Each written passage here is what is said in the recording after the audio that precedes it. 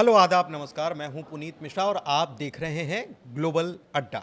बड़ी खबर क्या है? एक बड़ा बयान है। बड़ा बयान ईरान के विदेश मंत्री अब्बास अराक्ची का, और उनका ये कहना है कि अगर दुनिया को विश्व युद्ध 3 यानी कि वर्ल्ड वॉर 3 से बचाना है तो दुनिया के नक्शे से इजराइल को मिटना होगा, वरना दुनिया वर्ल्ड वॉर 3 के मुहाने पर खड़ी है। ये बड़ा बयान तब आया है जब इस्राएल के प्रधानमंत्री प्राइम मिनिस्टर बेंजामिन नेतन्याहू जाने वाले हैं वॉशिंगटन और मुलाकात करने वाले हैं अमेरिकी प्रेसिडेंट डोनाल्ड ट्रंप से। और ये कब होने वाली है? ये 11 तारीख को होने वाली है। इस बीच कुछ और बड़ी खबरें भी निकलकर सामने आ रही हैं। मसलन ये कि अब इतना बड़ा जमावड़ा मिडिल ईस्ट में हो चुका है अमेरिकी सेना का, जो कि इससे पहले कभी देखा ही नहीं गया। हम अभी तक तो हम बात कर रहे थे अरब सागर की या स्ट्रेट ऑफ होर्मुज़ की, लेकिन अब खबर निकलकर सामने आ रही है कि दूसरी तरफ जो कैस्पियन सी है वहाँ पर भी अमेरिकी फोर्सेस उतारी गई है। इसके अलावा ये आप जानते ही हैं, हम आपको पहले भी ये बता चुके हैं कि डेल्टा फोर्सेस को भी वहाँ पर मूव किया गया है तुर्की और अज़रबैजान की तरफ, ताकि वहाँ से भी कुछ किया जा सके। ठीक है, तो ये सारे अपडेट्स हैं। इस बीच हूती जो हैं उनकी तरफ से एक चेतावनी जारी हो गई है, और ये बड़ी अलार्मिंग चेतावनी है। मतलब आप समझिए कि बातचीत जो हो रही है वो बातचीत अभी पहले दौर की हुई है, और दूसरे दौर की बातचीत अभी कब होगी इसकी तारीख भी तय नहीं हुई है। लेकिन इससे पहले ये तैनाती या ये जमावड़ा जो हो रहा है ये चिंता में डालने वाला है। कारण ये भी है कि ईरान जो है उसका इस्लामिक रिपब्लिक ऑफ ईरान उसकी वार्षिक वर्षगांठ जो मनाई जाती है, वर्षगांठ जो होती है, उसका आयोजन होने जा रहा है 11 तारीख को, और वो बड़ा दिन है। तो उस बड़े दिन क्या कुछ हो सकता है या और चीज़ें क्या हैं, इन्हीं चीज़ों को समझते हैं। मेरे साथ मेरे सहयोगी आनंद प्रजापति मौजूद हैं। सबसे पहले एक बड़ी खबर की बात करते हैं जो उनके पास आई है। क्या खबर आई आनंद? देखिए, सबसे पहले बड़ी खबर ये आई है कि ईरान के जो राष्ट्रपति हैं मसूद पेजेश्कियान, उनका बयान आया है, और वो साफ तौर से अमेरिका को आखिरी चेतावनी भी कह सकते हैं, क्योंकि उन्होंने साफ तौर से बोल दिया है। अभी आपने जैसे बताया कि मिडिल ईस्ट में इतिहास में पहली बार ऐसा हुआ है कि अमेरिकी जो सैनिकों का जमावड़ा है वो सबसे अधिक दिखी जा रही है मिडिल ईस्ट में। इस बीच मसूद पेजेश्कियान ने आखिरी चेतावनी देते हुए कहा है कि अगर ईरान पर हमला होता है तो अमेरिका को इसका भारी नुकसान हो सकता है, और साथ ही उन्होंने ये भी चेतावनी दे दी है कि आपके जो जहाजी है अमेरिकी जो जहाज अभी और अरब सागर में है, उसे साफ तौर से बोल दिया गया है कि आप ईरान के समुद्री क्षेत्रों से दूर रहें। इसलिए दूर रहें क्योंकि अभी ईरान ने युद्ध अभ्यास करने वाले थे स्ट्रेट ऑफ होर्मुज़ में, लेकिन वहाँ पर रद्द हो गए थे। हो सकता है कि आने वाले समय में फिर से वो युद्ध अभ्यास शुरू करें, लेकिन ये आखिरी चेतावनी या फिर बोल ले कि जो मसूद पेजेश्कियान का ये बयान है, इससे अमेरिका की तरफ से भी प्रतिक्रिया आई है, और ट्रंप ने एकदम सीधा स्पष्ट भी बोला, आगे मैं उसको बताऊंगा। लेकिन एक बात और इससे निकल के सामने आ रही है कि इजराइल जो है ईरान पर अटैक करने की पूरी तैयारी में है। और जैसा कि आपने बताया कि 11 फरवरी बहुत अहम दिन है तीनों देशों के लिए, इजराइल के लिए भी, अमेरिका के लिए भी और ईरान के लिए भी। इजराइल के इसलिए क्योंकि इजराइल के जो प्रधानमंत्री हैं बेंजामिन नेतन्याहू, वो जा रहे हैं ट्रंप से मिलने। उनकी मुलाकात है 11 फरवरी को। वहीं 11 फरवरी को वर्षगांठ ईरान मना रहा है, तो सरकारी जो टीवी है ईरान की, वहाँ पर ईरान की जनता को संबोधित करने के लिए supreme leader Ayatollah Ali Khamenei मौजूद होंगे, यानी सबको संबोधित करेंगे। वहीं ट्रंप भी 11 फरवरी को लेकर बहुत चिंतित है। क्योंकि ऐसा माना जा रहा है कि 11 फरवरी के बाद इजराइल या अमेरिका बड़ी कार्रवाई ईरान पर कर सकता है। बिल्कुल ठीक है। अच्छा, इस बीच अली लारिजानी जो हैं वो हैं ईरान के राष्ट्रीय सुरक्षा परिषद, उच्चतम राष्ट्रीय सुरक्षा परिषद जो है उसके सचिव हैं। उनका मूवमेंट हुआ है, मस्कट पहुंचे हैं। क्यों पहुंचे हैं, क्या करने वाले हैं, इसके बारे में भी जानकारी लेते हैं आनंद से। देखिए, दरअसल हुआ क्या है कि ईरान और अमेरिका के बीच ओमान में बैठक हुई थी। इस बैठक के बाद मतलब ईरान की तरफ से जो अब हलचल शुरू हुई है वो ये हुई है कि जो यहाँ के ईरान के जो शीर्ष सुरक्षा अधिकारी अली लारिजानी जो है वो ओमान पहुँच गए हैं और ओमान पहुँच गए हैं ईरान की प्रतिक्रिया लेकर के कि ईरान इस बैठक को लेकर के क्या चाहता है या फिर क्या आगे की रणनीति होगी, क्योंकि देखिए आगे की बैठक तो शेड्यूल नहीं हुई है लेकिन यह तय है कि अमेरिका और ईरान की आगे भी बैठक होगी। दूसरी बात वो जो ओमान पहुँचे हैं शीर्ष अधिकारी ईरान के, वो न्यूक्लियर प्रोग्राम हो या फिर क्षेत्रीय यानी प्रॉक्सियों को मदद देने वाली बात हो या फिर बैलिस्टिक मिसाइल हो, उन सभी को लेकर के बातचीत तो नहीं की है, लेकिन हाँ ओमान की मध्यस्थता जो है उनकी भूमिका निभा रहा है ओमान, जो उस पर उस विषय पर भी जाके बात कर रहे हैं, क्योंकि वो चाहते हैं कि ओमान अगर मध्यस्थता कर रहा है तो इसमें ईरान को कितना प्रॉफिट होगा, क्योंकि यही ईरान है जब तुर्की के इस्तांबुल में बैठक थी तो ईरान ने साफ मना कर दिया था और उसने बोला था कि ये बैठक जो हो कि ओमान में हो, और ट्रंप मान भी जाते हैं, बैठक हो भी जाता है। बिल्कुल ठीक है। अच्छा, इस बीच आईआरजीसी के पूर्व कमांडर, मौजूदा कमांडर्स जो हैं, उनकी तरफ से बड़ी चौंकाने वाली बातें निकलकर सामने आ रही हैं। एक तो सऊदी अरब के लिए निकलकर सामने आई और ये बहुत ज़्यादा चौंकाती है। उसको भी समझते हैं कि क्या बातें निकलकर सामने आई। आनंद, देखिए मिडिल ईस्ट में तो इजराइल के अलावा अभी किसी के पास भी परमाणु बम नहीं है, है ना। ये भी मतलब आधिकारिक तौर पर इजराइल को नहीं माना जाता है कि वो परमाणु बम उनके पास है, लेकिन ईरान के जो वरिष्ठ आईआरजीसी के कमांडर हुसैन कनानी जो हैं, उनका जो बयान है या फिर उनका जो दावा है ये बहुत ही चौंकाने वाला है, क्योंकि सऊदी अरब पर उन्होंने बयान दे दिया और वो बोल रहे हैं कि सऊदी अरब के पास जो है कि परमाणु बम है, और इसकी जानकारी किसके पास है?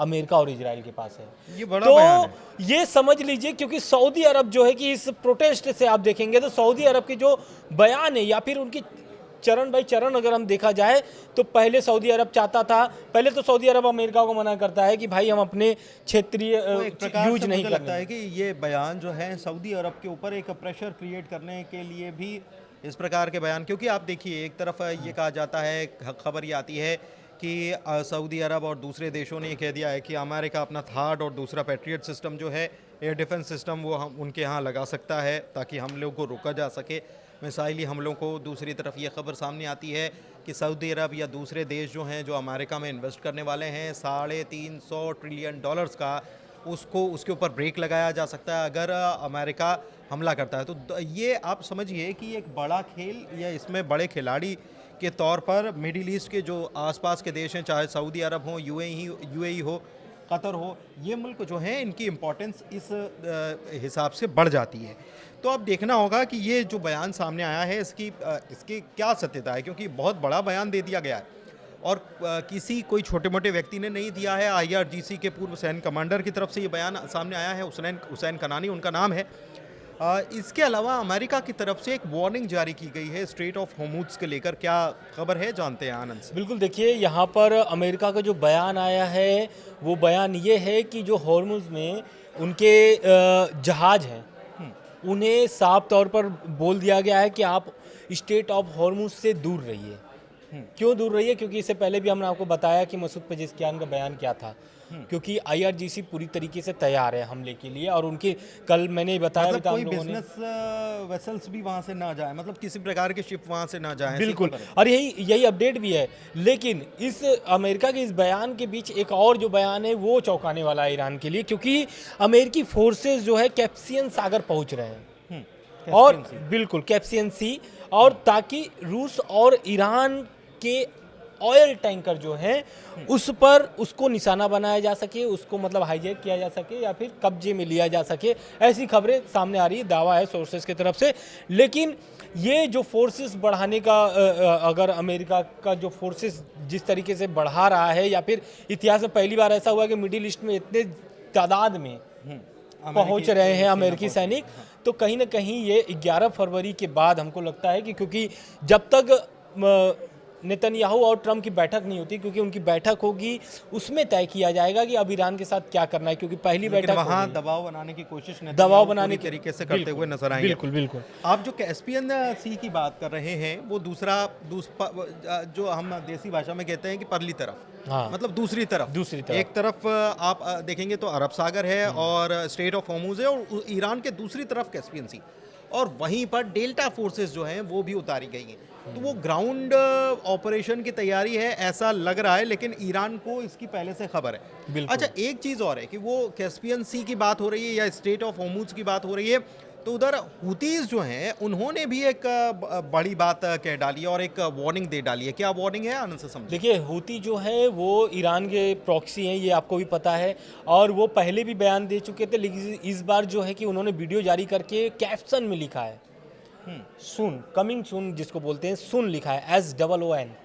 और ये मतलब ये है, उन्होंने ये साफ तौर से बोल दिया है कि अगर ईरान पे हमला आप करते हो तो इसका ये वीडियो आप देख लो, क्योंकि ये जो पहले हुती ने जो जिस तरीके से अमेरिकी जहाज़ों को या फिर इजरायली जहाज़ों को जिस तरीके से अटैक किया है, वो उस वीडियो में दिखा रहे हैं, और ये बता रहे हैं कि अगर इस बार ईरान पर अगर हमला होता है तो हुती जो है कि वो चुप नहीं रहेंगे, लाल सागर में तांडव मचा करके रख देंगे। लाल सागर उसके आसपास का बिल्कुल, जितना भी हाँ, जितने भी हैं उसको वो क्या करेंगे कि एक तरीके से वो रडार में ले लेंगे। और उन्होंने साफ तौर से बोल दिया है कि ईरान जो है, अगर ईरान पर अटैक होता है तो सबसे पहले अगर कोई अटैक करेगा तो वो है हुती। और यही कारण है कि उन्होंने वीडियो के माध्यम से भी चेतावनी दिया है दोनों देशों को। बिल्कुल। देखिए, और दो बड़ी और खबरें हैं, और एक बड़ी खबर तो ये है कि अमेरिका से पहले इजराइल इस ताक में है कि वो पहले अटैक कर दे, अमेरिका को पीछे आना होगा। हम ये बार बार हर वीडियो में ये बात बताते हैं, इसीलिए क्योंकि इजराइल जो है वो अमेरिका से ज़्यादा इसराइल ईरान को अपना दुश्मन नंबर 1 मानता है, और ईरान के मौजूदा रिजीम को अपना दुश्मन नंबर 1 मानता है। तो ये खबर है कि इजराइल इसकी शुरुआत कर सकता है और उसके बाद फिर, लेकिन ये बात भी है कि IRGC की कमांडर्स जो हैं वो कह रहे हैं कि आप करके तो बताइए, फिर हम बताएंगे कि हमारी पहुंच कहां तक है। तमाम जगहों के उन्होंने नाम गिना दिए हैं कि हमारी मिसाइलें अगर वहां पर, और आप देख चुके हैं कि मिसाइलों ने क्या कहर बरपाया था या हमारी मिसाइलों ने कितना कमाल दिखाया था आपके इलाके में, इसे आप भूले नहीं होंगे। अच्छा, एक चीज़ और है, दो खबरें निकलकर सामने आई हैं। एक तो गाज़ा से जुड़ी हुई है, जो कि ट्रंप का बयान है, और उन्होंने अपने इस बयान से आग में घी डालने का काम किया, और जाहिर सी बात है कि पूरी दुनिया ट्रंप के इस बयान से, जो कि गाज़ा को करीब से देख रही है, वहाँ के हालात को देख रही है, उनके इस बयान से इत्तेफाक नहीं रखेगी। दूसरी तरफ तुर्की के वित्त मंत्री जो हैं उनकी तरफ से भी एक बयान निकलकर सामने आया, और तुर्की के विदेश मंत्री की तरफ से भी बयान आया है। तुर्की के विदेश मंत्री ने क्या कहा है ये मैं आपको बताता हूं। तुर्की के विदेश मंत्री ने कहा है कि अगर आप इस ख्वाब में जी रहे हैं कि वहां हम कुछ हवाई हमला कर देंगे ईरान में और वहां रिजीम चेंज हो जाएगा, तो ये ख्वाब ही है, ये हकीकत में बदल नहीं पाएगा। एक बड़ा बयान तुर्की के विदेश मंत्री ने दिया है। अच्छा, वित्त मंत्री ने क्या कहा है इसको समझते हैं, उसके बाद हम गाज़ा पर आएंगे। आनंद बताइए। बिल्कुल, देखिए, तुर्की के जो वित्त मंत्री है उन्होंने साफ तौर से बोल दिया है कि तुर्की के पास भी परमाणु बम होने चाहिए, क्योंकि ताकि जो रीजनल वॉर है उसमें उसे बचा जा सके।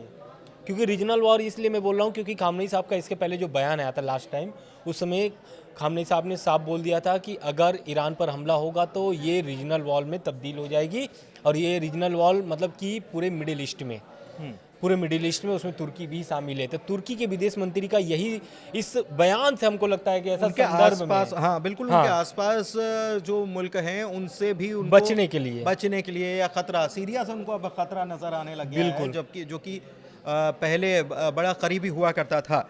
अच्छा, ट्रंप ने गाज़ा को लेकर ये जो बड़ा बयान दिया है इसको भी समझते हैं। आनंद, क्या बयान? ट्रंप ने तो एक मतलब ये हम कह दें कि एकदम सबको चौंका करके रख दिया है, क्योंकि उनका जो ये कहना है, ये मतलब ऐसा महसूस नहीं होता है कि ये सच में ऐसा हो सकता है, लेकिन उन्होंने कह दिया है कि गाज़ा में 58,000 जो मारे गए लोग हैं वो हमास के लड़ाके थे।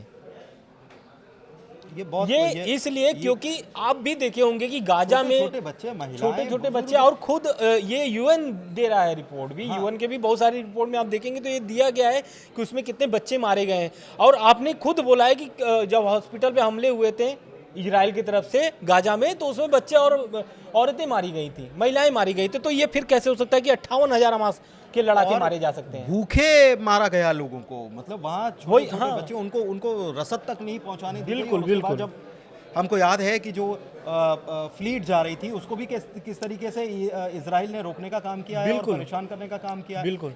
हैरानी की बात यह है आनंद कि ये बयान तब आया है जब महीने भर के भीतर गाजा की फिर से पुनर्स्थापना के लिए बातचीत ट्रंप एक मीटिंग बुलाने वाले हैं और उसमें फंड रेज करने वाले हैं। तमाम मुल्क जो हैं उससे दूरी बना चुके हैं, लेकिन ये मीटिंग गाजा को फिर से स्थापित करने के लिए बुलाई जा रही है। और उसके पहले अगर ये ट्रंप बयान देते हैं तो इससे शर्मनाक और बयान नहीं हो सकता, क्योंकि वहां पर हमने दिखाई है तस्वीरें, पूरी दुनिया ने देखी हैं कि छोटे छोटे मासूम बच्चे, दुधमुहे बच्चे जो हैं उनको हलाक कर दिया गया, बिल्कुल, उनकी जान ले ली। और उसमें ये अगर इसको थोड़ा सा और विस्तार से बताया जाए तो वहाँ पर मतलब ये ट्रंप ऐसा क्यों कर रहे हैं, तो मुझे ऐसा लगता है क्योंकि जो वहाँ पर लड़ाके हैं, हमास के लड़ाके, इससे पहले भी आप देखेंगे जब सीज फायर हुए थे तो उसमें ये एक पॉइंट है कि अगर आप हमास के सपोर्ट करते हुए नज़र आएँ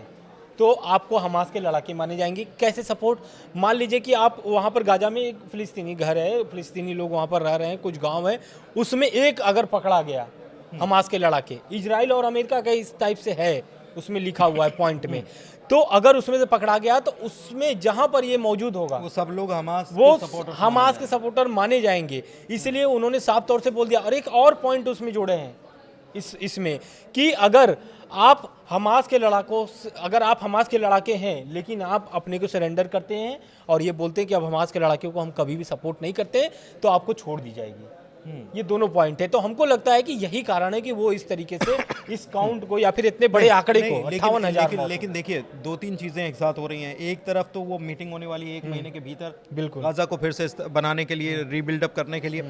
दूसरी तरफ ईरान से टेंशन है, और ये बहुत अच्छे तरीके से जानता है अमेरिका और इसराइल दोनों बेहतर तरीके से जानते हैं और समझते हैं कि हमास को हमेशा से ईरान का सपोर्ट रहा है। और ईरान इस बयान के बाद जाहिर तौर पर आग बबूला हो जाएगा। बिल्कुल। और आग बबूला होकर कोई ऐसा कदम उठाया जाए या ऐसी कोई गलती कर दी जाए जिससे कि एक मौका अमेरिका या इसराइल को हाथ लग जाए। लेकिन ईरान इसको बाखूबी समझ रहा है, और बिल्कुल ये समझ लीजिए कि जून में जो 12 दिन का जो वॉर हुआ उसके बाद से बहुत कुछ सीख और समझ चुका है ईरान। तो इसीलिए इस प्रकार और की यही प्रतिक्रिया, बिल्कुल गुस्से वाली या आग बबूला होने वाली प्रतिक्रिया नहीं आ रही ईरान की तरफ से। बिल्कुल, 12 दिन के हमले के बाद तो एक सीख और मिल गई है। और यही कारण है कि हर महीने 3 बैलिस्टिक मिसाइलें ईरान 300 बैलिस्टिक मिसाइलें ईरान बना रहा है। और यही कारण है कि अगर अटैक होता है तो आप समझ जाइए कि 300 बैलिस्टिक मिसाइलें कम नहीं होते हैं। एक गिरा तो सारा वहाँ का क्षेत्र तबाह हो जाता और है। ये दावा किसका है? ये दावा है इसराइल का, जबकि ईरान की तरफ से कहा जा रहा है कि हम तो एक साथ 2000 मिसाइलें दागने की ताकत रखते हैं। और यही कारण है, बिल्कुल यही कारण है कि जो अभी नेतन्याहू बैठक करने वाले हैं ट्रंप के साथ, उसमें उन्होंने साफ बोल दिया है कि इजराइल ईरान के मिसाइल प्रोग्राम को खतरा मानता है। पहले तो परमाणु बम, उसके लिए परमाणु प्रोग्राम खतरा था, लेकिन अब बैलिस्टिक मिसाइल प्रोग्राम जो है वो खतरा बन गया है। दरअसल इस्लामिक रिपब्लिक ऑफ ईरान जो है उसको ही इसराइल खतरा मान रहा है। और इसीलिए रेजा पहलवी, जो कि निर्वासित किंग के बेटे हैं, उनकी तरफ से वीडियो जारी किया जा रहा है, तमाम तरीके की बातें की जा रही हैं।